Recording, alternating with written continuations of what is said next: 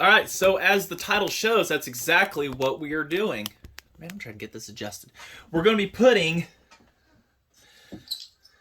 this engine, this MC101, into a 790 body. So let's go ahead and let's get started on this.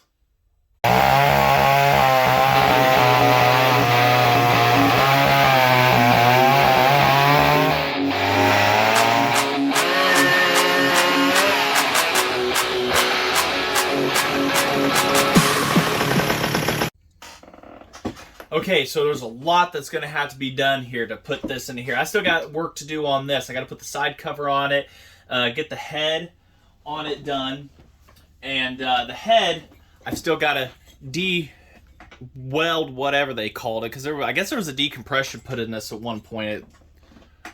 That would be my assumption that was done. But the threads are all goobered up.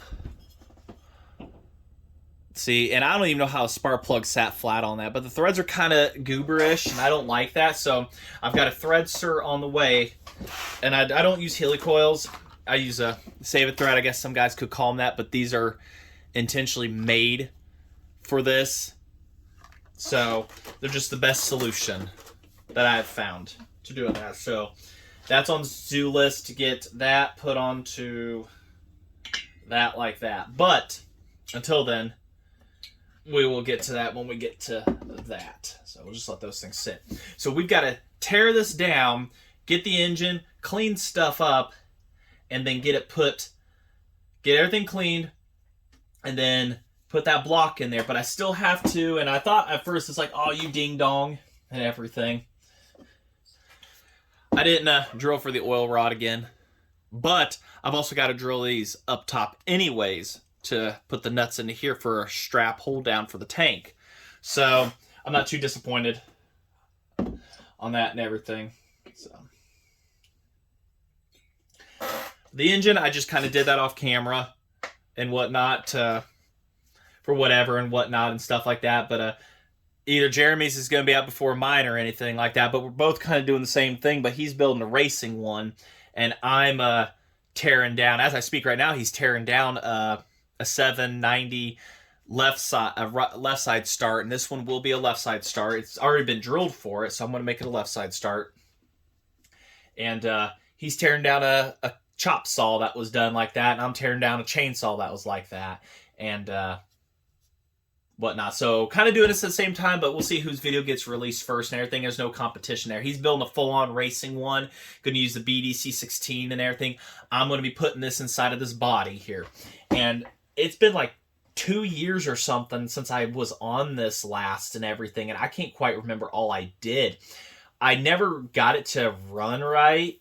I think it was just a spark plug, but it was just, I was kind of over it.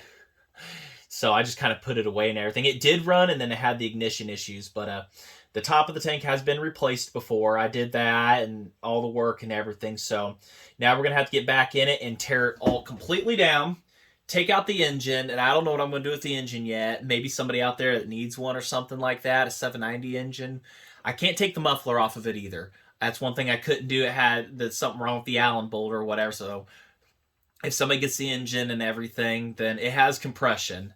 Really good compression on this and everything. So, but one thing I do like about this saw, automatic oiler, but the massive H&S bucking spikes that it had come with, and this actually was running a 1/2-inch chain at one point on it, and I'm unsure if that was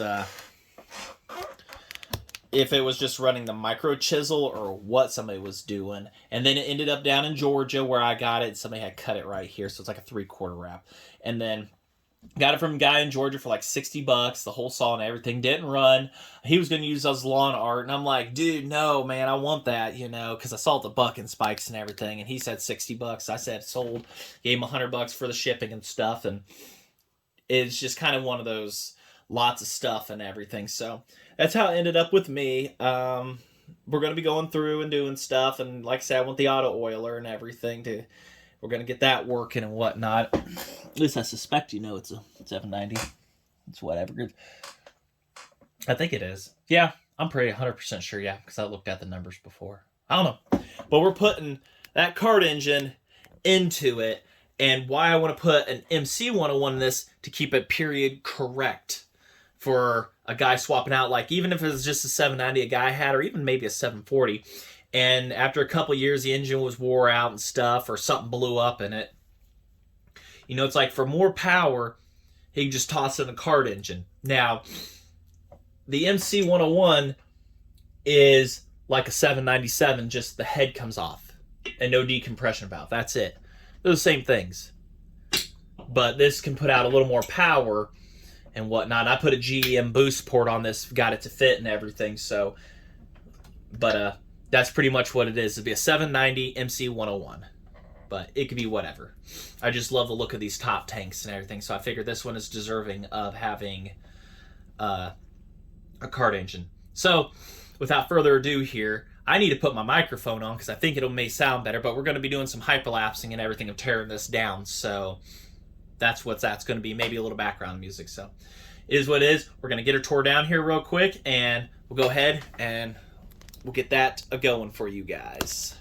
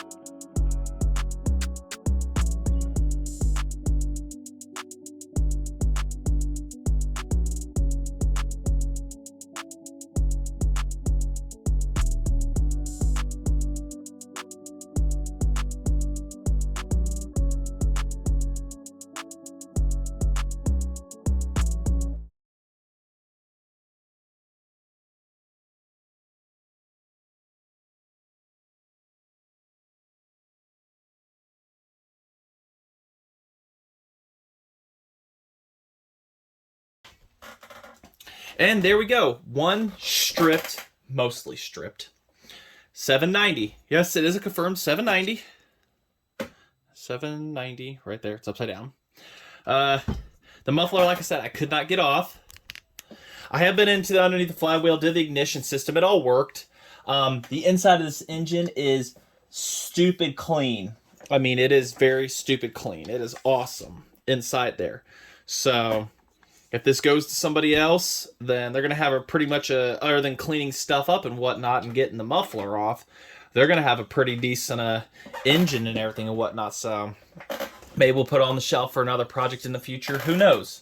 But everything else is completely stripped, and my once clean towel is now a complete disastrous mess. So all the parts for everything are over here, stripped down, some over there, and over there. So, all right, we'll end this video on that, stripping this whole thing down. I know most of it was hyperlapsed and everything, or sped up and whatnot, but it's just kind of showing the bare basics of how it's not that difficult to tear these down. My biggest difficulty there was just the oiler rod that was underneath the tank, and it wanted to come out of the block.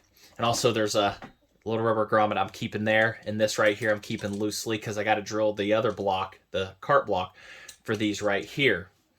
and then I got to drill it and then put that insert in there, or attempt to at least. So that is that for there. And yeah, so the body, I've got to clean her up and everything and whatnot. Like I said, I've been in this before when it comes to the gas tank and everything, and that's why it come off so easy. The probably in the video, if I had the sound, this one right here fought and fought and fought with the impact, and finally she busted out on me. So, but yeah, so didn't think I'd ever tear this saw down and whatnot, but she is in really good shape. It looks like, at least for, might have been a little pinging in the back in the day, but the cylinder walls are stupid clean. I mean, it is beautiful in there, so it's almost a shame, but she's going to get a better heart and everything and whatnot, and turn into just a really good performance muscle saw and everything. So looks like this thing has Douglas fir or something, so it probably one of those came from the Pacific Northwest and everything. It was just dirty and whatnot, and so all right, just want to say thanks for watching, and like, comment, subscribe, and we've got a whole lot more action coming up. So till then, thanks for watching.